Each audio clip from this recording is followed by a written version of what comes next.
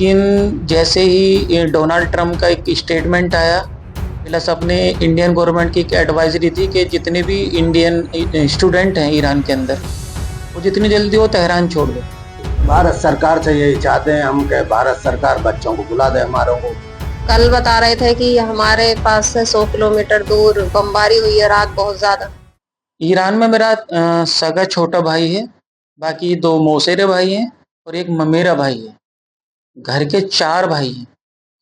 चारों के चारों मौलवियत की पढ़ाई के लिए, हायर स्टडी के लिए ईरान गए हुए थे। कुछों को 4 साल हो गए, कुछों को 3 साल हो गए, कुछों को 2 साल और एक 6 महीने पहले। अभी जो जंग वहाँ चल रही है, आपकी बात हुई होगी, क्या हालात हैं? मेरी उनसे बात हुई थी, वो लोग तेहरान में रह रहे थे। लेकिन जैसे ही ये डोनाल्ड ट्रंप का एक स्टेटमेंट आया, प्लस अपने इंडियन गवर्नमेंट की एक एडवाइजरी थी कि जितने भी इंडियन स्टूडेंट हैं ईरान के अंदर, वो जितनी जल्दी वो तेहरान छोड़ दो।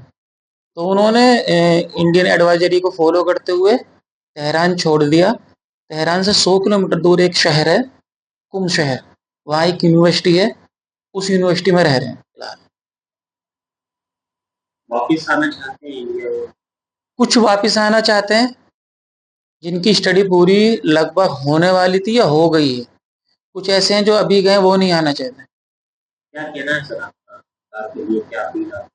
सरकार से यही अपील है कि जो लोग आना चाहते हैं, उनको किसी विशेष विमान से या किसी भी तरह से इंडिया वापस बुला लिया जाए। आपका नाम जानना चाहूँगा। रोजे अली। ये बताइए, ईरान में कौन है आपका? मेरा बेटा है। क्या करने के लिए वो गए हैं? वो मौलवियत की पढ़ाई करने गए। कब आपसे कोई बातचीत हुई हो? क्या आप लोग चाहते हैं इस तरीके से वहाँ पर जंग हुई? मेरी कल 2:25 पे बात हुई और अभी बात हुई है 1 मिनट पहले। वॉइस आया अंदर, सही सलामत है। बमबारी कर रहा है इजराइल बराबर।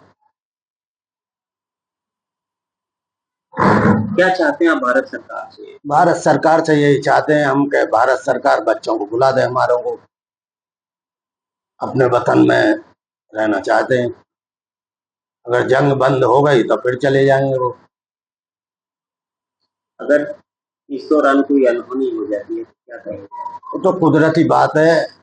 अगर वहाँ अनहोनी हो जाती है तो शहीद कहलाते हैं। हमारे मजहब में शहीद का दर्जा मिलता है उनको और शहीद कहलाएंगे वो। मेरी बातचीत कल सुबह हुई थी। आज भी रात भी फोन आया था, लेकिन वहाँ नेटवर्क प्रॉब्लम की वजह से बात नहीं हो पा रही, क्योंकि वहाँ नेट नहीं चल रहा।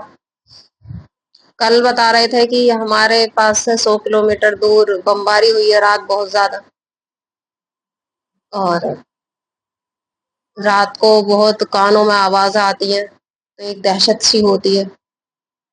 आप चाहते हैं कि वो इंडिया वापस आए? क्या आपने कोई पहल की है कुछ कि वो जल्द वो वापस आए? जी सर, हम चाहते हैं कि वो इंडिया आ जाए, भारत सरकार बुला ले, क्योंकि उनका टिकट भी 1 जुलाई का हो गया था, जब तक लड़ाई का कोई अंदेशा नहीं था। अब फ्लाइटें बंद होने की वजह से तो वो आ नहीं सकते हैं। अगर भारत सरकार चाहे तो उन्हें बुला सकती है, और क्योंकि वहां पर गरीब लोग सभी तरह के रहते हैं।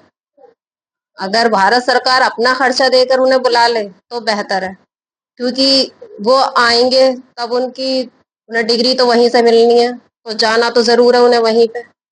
अब ना जाएंगे 1 महीने बाद जाएंगे, 4 महीने बाद जाएंगे। और अगर ऐसा नहीं करती है तो सिर्फ अपनी फ्लाइट दे के उन्हें यहाँ बुला ले। और अगर ऐसा नहीं होता है, वहीं पे कुछ हादसा होता है, तो हमारे यहाँ वो एक शहीद की मौत कहलाई जाती है, जो हमारे लिए, और शहीद कभी मरता नहीं है, वह हमें एक शहीद का दर्जा दिया जाता है अगर हम ईरान में कोई मौत ऐसी होती है, क्योंकि हमारे इमाम नबी सभी वहां पे कत्ल किए गए, सभी शहीद हुए। तो वहां की मौत हमारे लिए बहुत वो होती है। और ईरान में भी, ईरान को भी गरीब लोग इसीलिए जाते हैं क्योंकि ईरान उनकी हर चीज की सुविधा रखता है। मदरसे से खाना पानी सभी कुछ, लाइट की सुविधा, गैस, कमरे, होटल सब फ्री में दिए जाते हैं। क्योंकि इसीलिए वहाँ पे अमीर भी गरीब भी लोग जाते हैं। और फिर हमारे मजहब में कुरान का दर्जा सबसे अफजल है, बुलंद है, जिसकी तालीम के लिए लोग ईरान को ही जाते हैं और उसकी डिग्री जो होती है वो ईरान से ही मुकम्मल होती है। और ईरान बहुत अच्छा देश है, लेकिन ये भी नहीं है कि हिंदुस्तान से भी हम बहुत मोहब्बत रखते हैं। हिंदुस्तान भी हमारे लिए बहुत अफजल है। अगर हिंदुस्तान पे भी कोई उंगली उठाता है तो हम पहले हैं, क्योंकि हमारे इमाम नबी को भी ये थी कि एक बार मैं हिंद जाऊं।